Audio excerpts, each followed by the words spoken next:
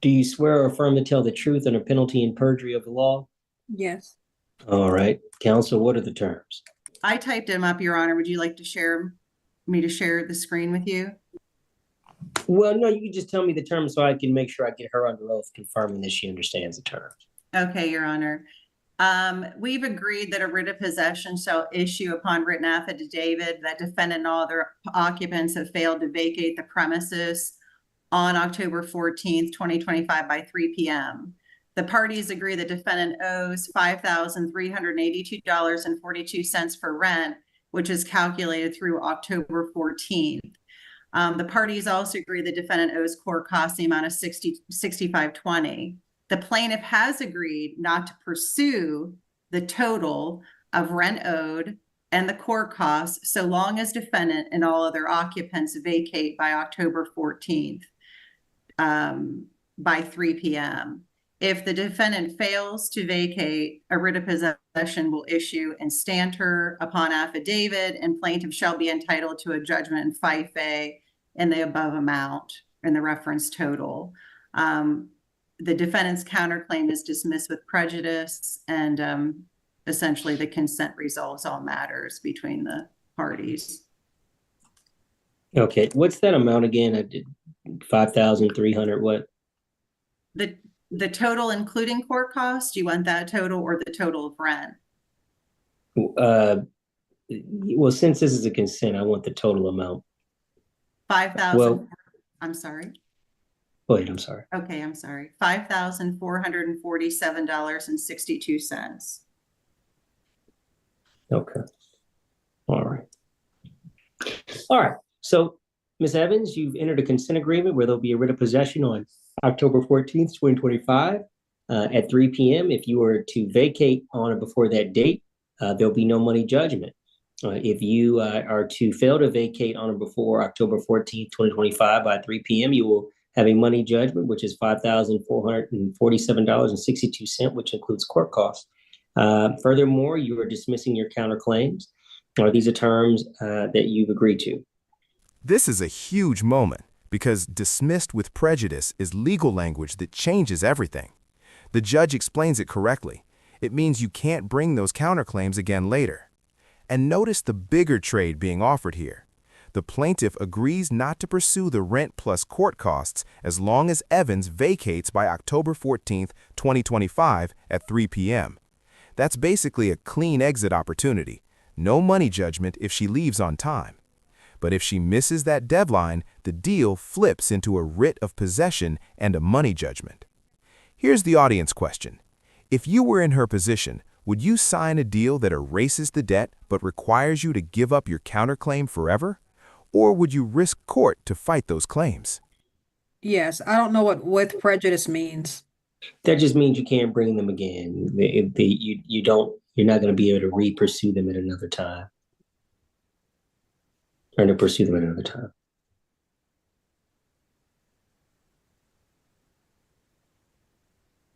Are these the terms that you agree to?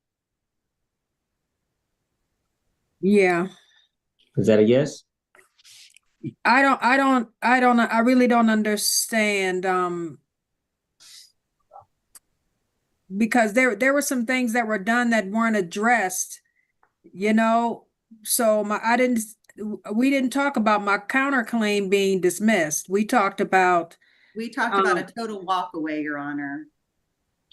A complete walk away. Okay. And the fact that my clients agreeing not to pursue money owed to give her an opportunity to get back on her feet without a judgment or a writ of possession on her record. I understand, counsel. It's just Miss Evans has to understand whether or not she wants to enter into that. It's not about me. I understand fully. So Miss Evans, just so you understand, your counterclaims would be dismissed with prejudice, so you couldn't bring them again. But counsel essentially is saying there's the offset benefit of you not having a money judgment. If you vacate right, she's by saying 3 p.m. by 10:40. She's saying that now, but when we were talking, she didn't say that I had to dismiss my counterclaim. Okay. Well, I think that's what. Okay. Oh, I'm sorry, Your Honor. I was just saying, we had a conversation about honor and she read the document. I didn't just present the document to the court. I Listen, provided it to her. it happens all the time. I'm not saying Yes. there's impropriety on either side. I'm just saying she's having it to. So let me ask you, Miss Evans, I don't know anything about the case. I don't know if your counterclaims are going to have a great value or not. I don't know. These seem to be the terms that you had at least said you were going to enter into, and now you're not so sure. That's totally fine.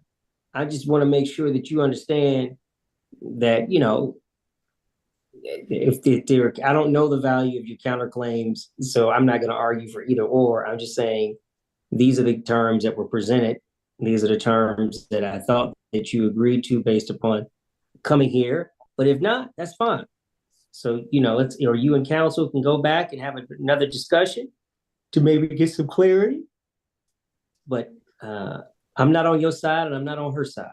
So I'm not got to tell you everything because that would be my personal opinion. So you got to make a decision.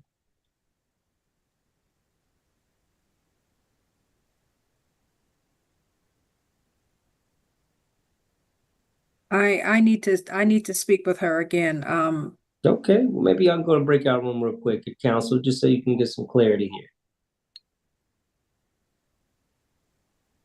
If that's what y'all want to do, otherwise not. Yeah.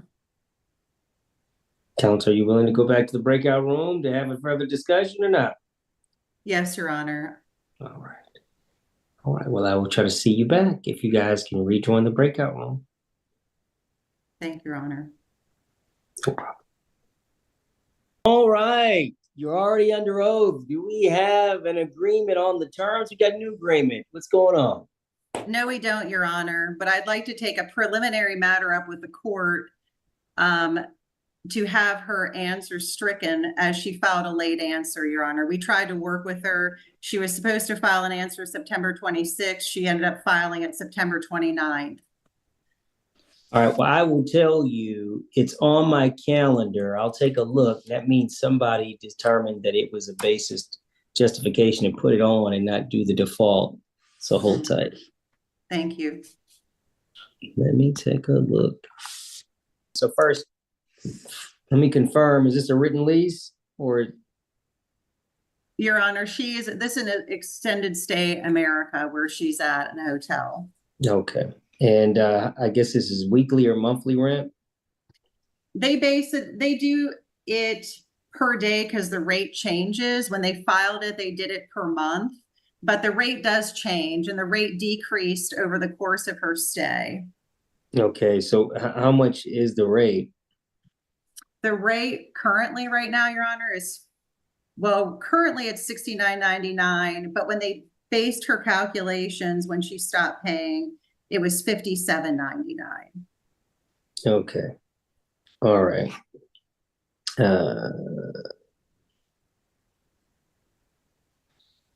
Okay, and last time you guys got any payment from Miss Evans?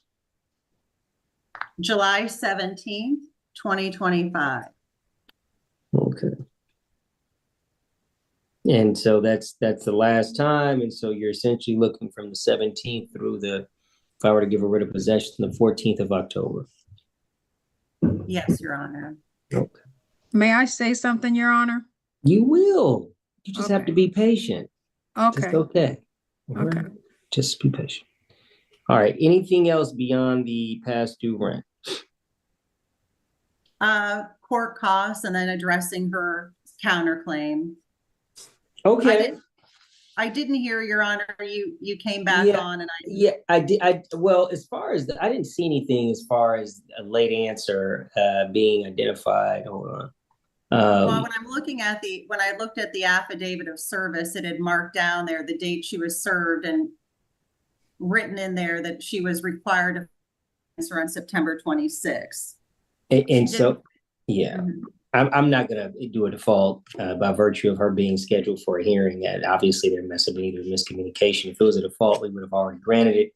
And if someone has put it down for a calendar, that means myself, one of my colleagues, have considered it and thought it appropriate to put it down. But with that being said, Yeah, I'm just trying to understand the balance. So I'll look at that. So I know it changes, so I just can't do Yes. 57.99. I can give you the numbers per What's month, the, Your Honor. what's your allegation as far as the amount that's totally past due? Okay, the balance as the end of July.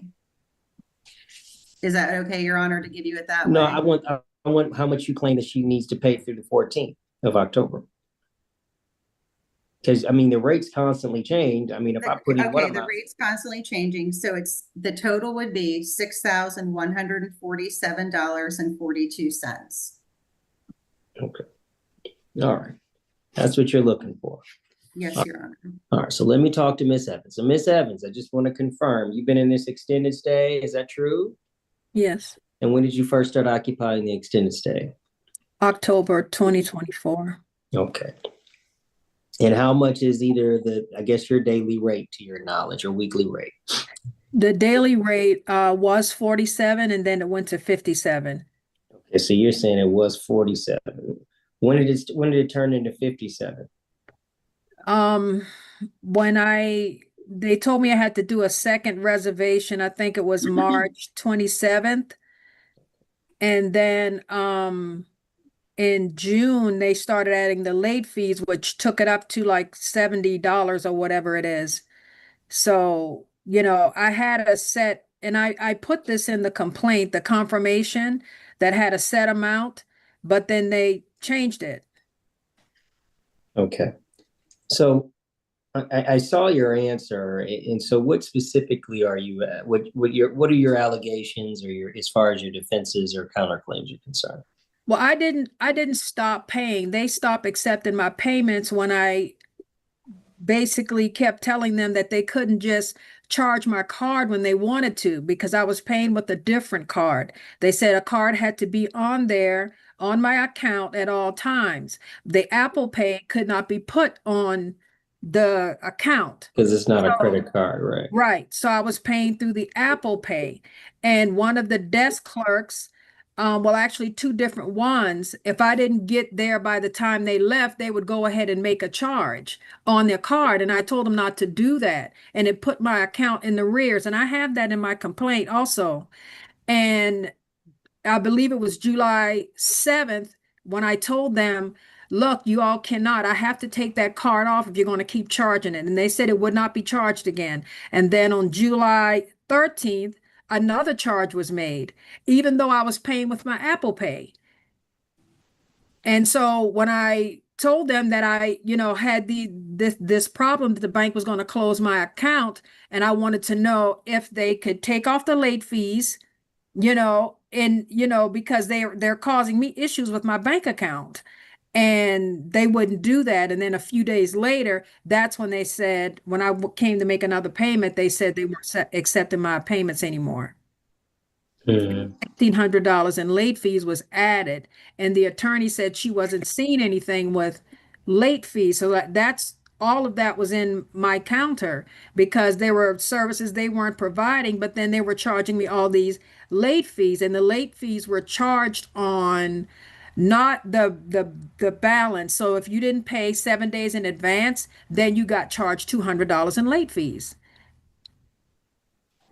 Okay. And so that's where I mean, this isn't a normal lease, so it's not a normal situation where you've got a normal lease situation. I mean, obviously, if it extends over a year's worth of time, it kind of converts into a lease, but you don't have the same kind of initial terms. Obviously, you still have you have the same protections as being a tenant.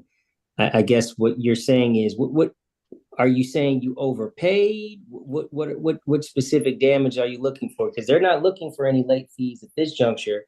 They're looking for the rate. Now, let me just see what that rate would be. I mean, they're saying $57.99.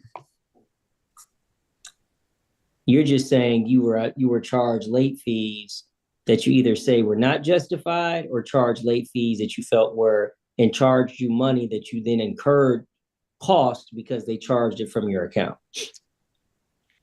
the late fees I feel like are excessive, but I don't understand why they were charging my card when I was paying with Apple Pay. I don't understand why they were Were you doing called that. up at the time? I'm just curious. No, no. But the agreement was I would come in and I would pay whenever I worked Instacart, I would come in and then pay a lump sum on Thursdays. Yeah. I'm not exactly sure why the additional charges were made. I don't know. And when I inquired, I didn't get an answer. And that was part of the counterclaim because I need to get my account back in good standing. And I can't do that if I'm not allowed to, pursue that.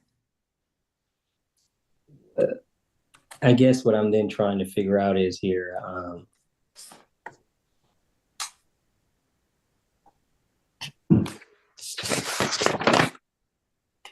So how much are you alleging that you're entitled to? Because this is obviously not like a repair claim. You're claiming that they charge you. So I got to ask counsel, since she's saying that couldn't pay, were you ever given an opportunity? You guys sent her a 3-day notice? Yes, Your Honor, a 3-day notice was sent. Did you get a 3-day notice, Ms. Evans? Yes, I got a 3-day notice. Okay. And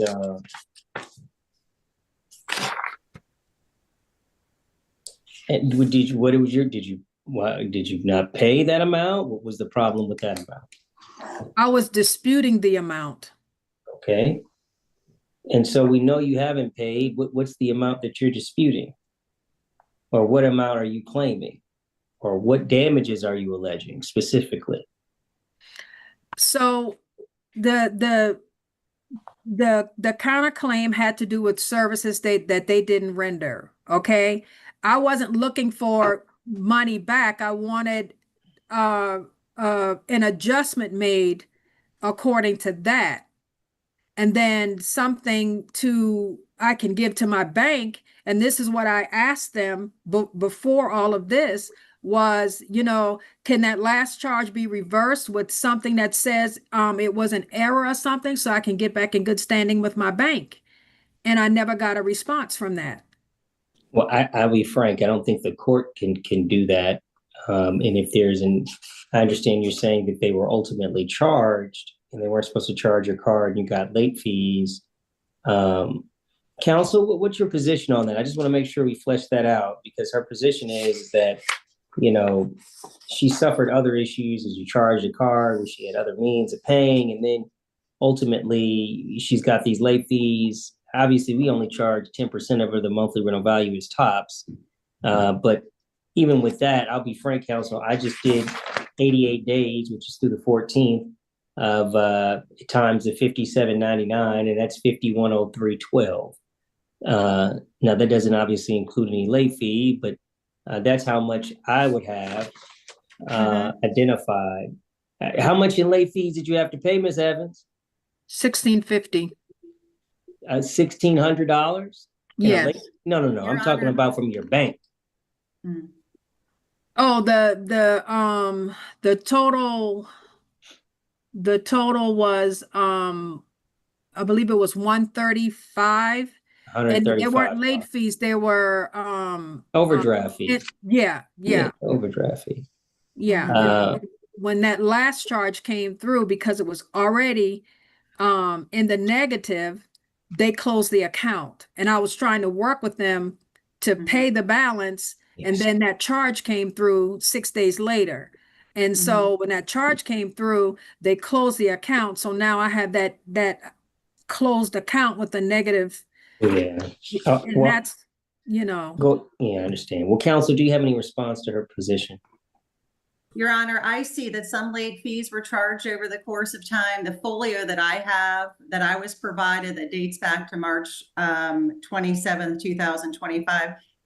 As you said, you were coming up with the number 5,103.12. Where the differences might lie, Your Honor, what I had mentioned to you earlier, that sometimes the amount changed. So for example, when she came in March 27th, the amount was $62.99. Then it dropped to $61.74 for a number of days. It went up incrementally and then dropped. So it's basically just what the daily rate is what she was charged. I understand because you guys are truthfully doing it like a hotel. Like certain days are more expensive than others. Saturdays and Sundays may be more expensive than Tuesdays and Wednesdays or But something. they really do keep, I mean, there is most of the entire month of August is at the 57.99. Just some of the changes were in July where it was 74.19. So if your number and my number's off, that's why, Your Honor.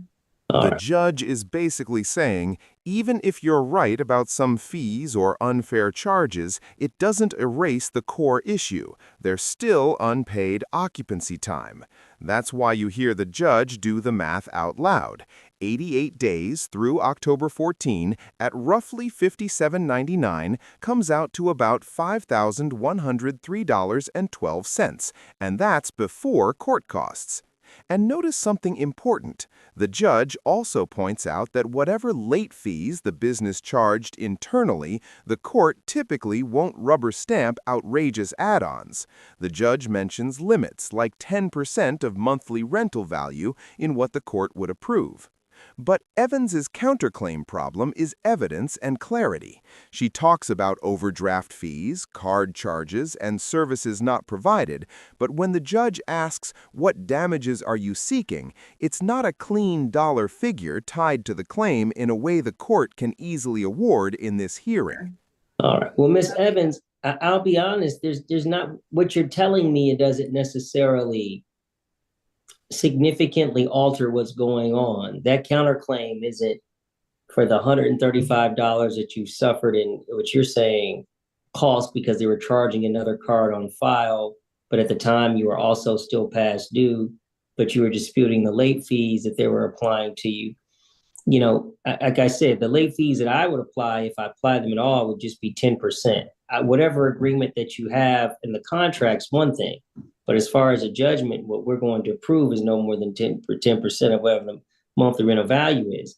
But again, even that, unless counsel's looking for that amount, I've got 5103.12 through the 14th. So, Miss Evans, I know you didn't want to do the consent. That's on you, but you're going to end up getting probably a judgment of about 5103.12 plus court costs. That's just going to be on you, because that's just the amount of money that is outstanding, regardless of these late fees.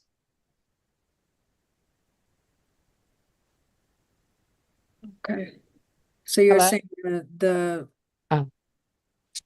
the agreement would have been better, is what you're saying? No, because I'm not saying that at all, because I'm not your attorney, and I don't want you taking about what I'm saying, and I can't tell you that the agreement's still on the table. I'm just making a note that you about to have a judgment for about 50-something, 5,000 and some change, and a writ of possession on the 14th. Yes, Your Honor. Okay. So, in that regard, So the judge, the We're also, asking that the court dismiss her counterclaim because she didn't present any evidence. She's saying for services rendered and these damages that weren't presented. yeah, and I just want to confirm what services are in. I'm just, I just want to make sure that you're saying if there are services that you were saying weren't rendered, what services were those? just the lunch, the fitness center, and the pest control. I mean, not lunch, the, and he said it was a free service, so it doesn't matter. It was, supposed to be a breakfast and then a fitness room, and they didn't do the pest control. But, he said Who did the pest control? nobody did the pest control. I mean, I put spray in here myself. But he's saying that those services weren't they were free services, not really a part of the cost. So, I understand. Your Honor, okay. Go ahead, counsel. Your Honor, the manager's here to testify to it. Typically, I don't know about a grab and go breakfast and whether or not the workout room and all that kind of stuff, but if there's an issue, then it's either on a schedule typically, with a vendor. And then if there's a problem, the tenant notifies the manager and it's taken care of. I did. It's in the, We're just I'm asking, Your sorry. Honor, for the 7 days writ of possession and a money judgment on the court's calculation and a dismissal over counterclaim. Okay. Well, I mean, I'm not necessarily going to just with the counterclaim. There's not going to be any.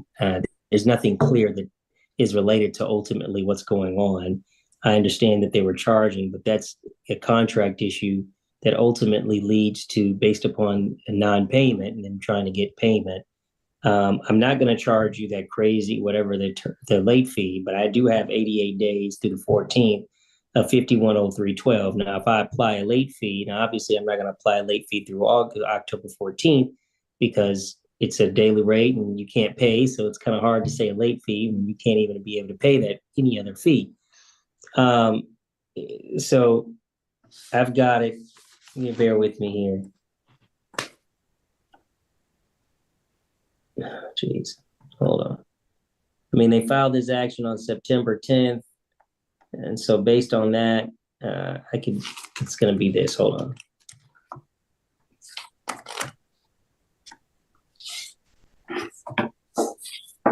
So 55.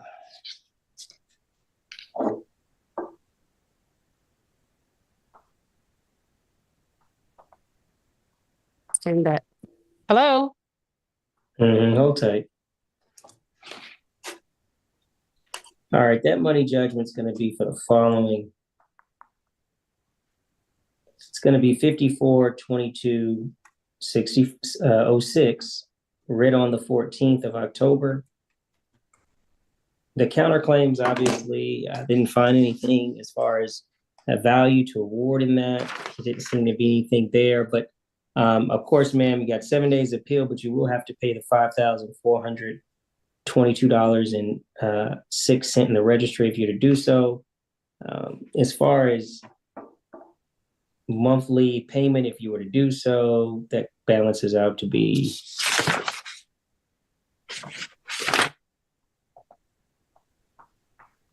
about $1739.70 a month.